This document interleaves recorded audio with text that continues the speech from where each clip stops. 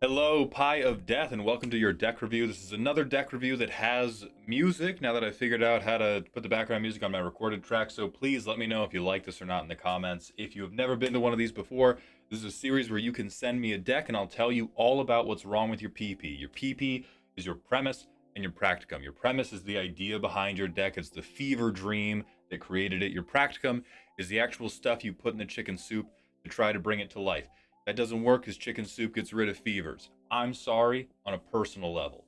We're going to spend a few minutes talking about their idea, if they can achieve it in their desired bracket. This is actually a video about bringing a deck down because Xyris is insane. And then we're going to look at the stuff in the 99 and whether or not it can help. So I've not looked at the 99 for this deck yet. I have read the primer. This is a person who has played a lot of Magic. They're competent at Magic. They have friends who are slightly less competent at Magic. And Xyris is too good. We keep having games where they made a CEDH version, and it turns out if you get Xyris, no matter what win line you're doing, you can assemble it really, really quickly because Xyris just makes so many cards. So we don't want to make the deck stronger. We want to power it down to bracket 3 in a satisfying way. I thought about taking out Perforos, but only ended up easily drawing Craterhoof and winning the game. Anyway, even when I was targeted, it's just too easy. My goal is to power down the deck without it turning into 1-1 snake beats or giving my opponents enough cards to just run away with the game. Budget isn't an object because this version is really only going to see TTS. So if we want to power it down, there's really only two buckets we can pull from. We can either make the big powerful thing you do at the end worse, or we can slow down your journey to the big powerful thing. Now, if you don't want it to turn into 1-1 snake beats, that means we're probably not going to be powering down the big powerful thing, right? Because you don't want it to turn into 1-1 snake beats. I do want to just pitch snakes on horses. I do want to just pitch. Oh no, hold on. Is it this one? Might be the wrong color. No, it's not this one. Hold on.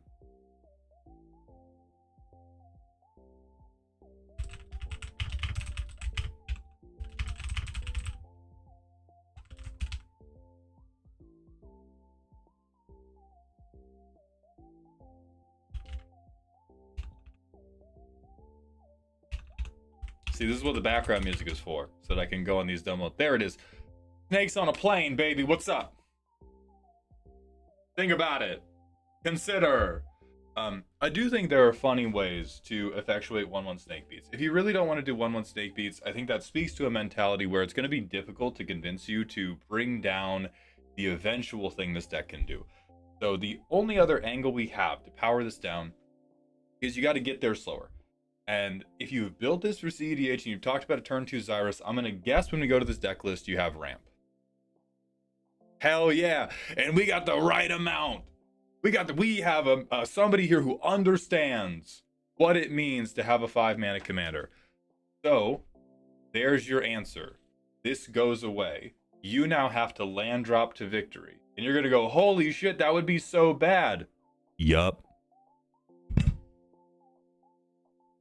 I came, I saw, I conquered. I came.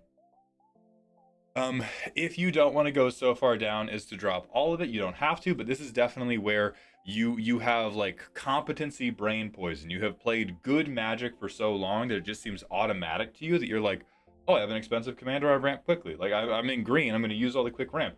Anybody who's watching this video, if you're like, what the fuck, it's so easy to build a bracket, how could you have a problem? Like my problem is I can't make the decks good enough. Do this. Ramp aggressively to your good card that wins you the game.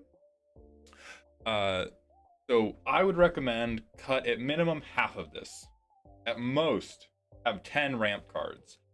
To be like, firmly, your friends are never going to have any problems with this deck. Go to 0 and try to figure out a way to land drop to Xyris. That sounds awful. That sounds really bad. But there's probably a lot of like stupid ass fucky ass cards you would then have to rely on to make that happen without the ability to ramp. Like it's not even about the expensive ones. Like get Cultivate out of here. You don't deserve lands, dude. No, you have to fucking hit 5 land drops, then you get your big snake. What are you doing until then? Don't hit me. I'll put a stun counter on you, and then eventually I'll pay mana to proliferate like +1/+1 counters on snakes. Um, and I know that sounds reductive. I know that sounds oversimplified. And to some degree it is. I'm also right. You have no other way to achieve what you want to achieve. You can turn this into 1/1 snake beats and try to find a funny way for it to be 1/1 snake beats, or stop ramping and put everything that is not the ramp is a card that makes you go, oh, that's so stupid. Oh, that's so stupid and so dumb. You could rely on more things that aren't just Xyris. Like I see you already have a lot of we draw, like you have a lot of group hug draw. You do more things.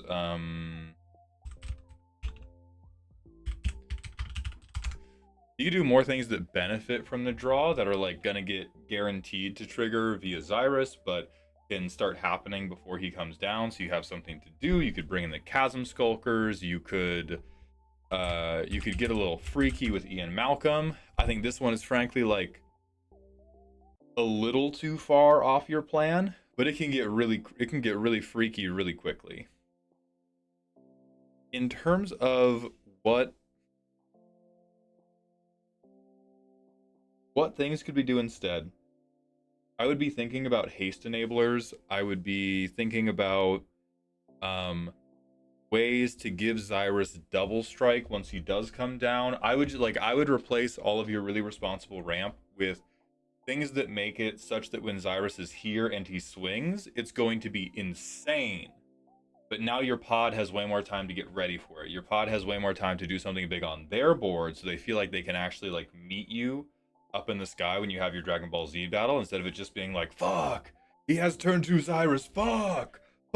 Like I promise you, even if it's 1/1 snake beats, if you are resolving Xyris on turn 3 or turn 2, the deck will forever feel too strong for your pod. Fast mana is one of my, maybe my wrongest opinion, but the one I stand by the most firmly is fast mana is the singularly most game warping thing you can do in a Magic game. Mana acceleration, actually. That's why I'm a ramp hater, and why I always say like, oh, you're having a problem with your deck, ramp. Deck too good, stop ramping. Accelerating your mana when you play cards that are good, which you do, so wildly powerful. So bring the mana acceleration down, and it's kind of like, if we think of this as you are commuting to work, Xyris is your workplace. When you get to that office building, it's gonna happen, and it's gonna happen big style. We need you to not speed on your way to work. You have to find sights that you like to see along the way to your office. You have to find a field you can stop in, touch some grass, smell some roses, pet a dog, whatever. Maybe that field is making the rest of your table draw cards. Maybe that field is other card draw payoffs. Maybe that field is like a totally unrelated Teamur thing that is just like a red herring. But that field could also be like, I'm gonna set up bad, inefficient engines like Blood Mist, and then Xyris is gonna happen. We could stop off for Rhythm of the Wild, and then we like pretty effectively communicate to people, hey, it's coming slower. You can't stop the train, but you can hear it. You can hear that little toot toot from way off in the distance and know you're about to get fucked. You could play other like totally unrelated permanent. This is a really bad one. I just love it. I've played it in I used to play it in Brawl so much, and I would just love watching it count up when I played a control deck, which is not really what you're doing. But that's just sorry. I shared too much there. I should tighten it up. What other, like, make thing big makes sense. All your win cons make sense. Your draw makes sense, and we don't really need too much of it with the deck as is, because you get your commander so quickly. So you may find that actually you need more draw power in the deck, or you need more ways to try to like find land drops for turn. Your dumbass might have to run abundance, but that would fix it up basically instantly. I'm trying to think of what goofy things we can do with Xyris, because he cares about, so maybe like OTAG, card draw matters. What other setup could we do? That's not true. Let's do the tag for Chasm Skulker. Oh, sorry. Draw matters. My fucking fault.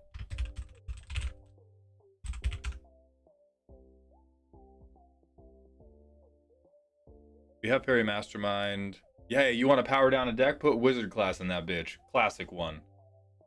You know, you could put in more things like Ominous Seas that are going to be threatening for a different reason. This is just a water snake. I would not recommend milling if we want people to enjoy this deck. You could... Oh man, Vinix is really dumb and bad. You don't have a way to turn him on quickly, so I'm not going to actually recommend him. You could do Min. Min's fun. You could do Astrologian's Planisphere, which is really fun and really fucking stupid. We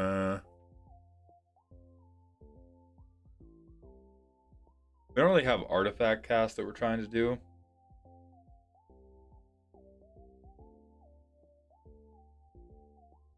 This is counters, but it doesn't really care about snakes.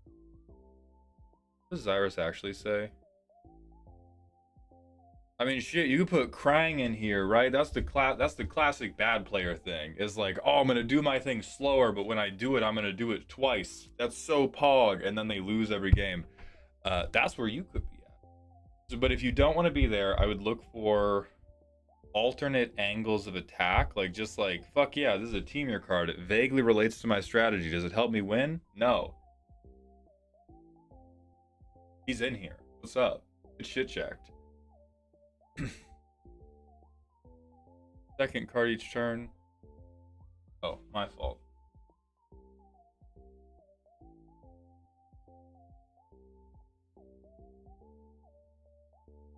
I do think we're going to have a problem of very, very few things in Teamur are deeply interesting because it is just the color of do more faster, right? It's not really the color of quirk. It is the color of, it wants to be the color of quirky, but it's the color of like, I'm putting +1/+1 counters on things, I'm drawing a million cards, I'm making a million tokens.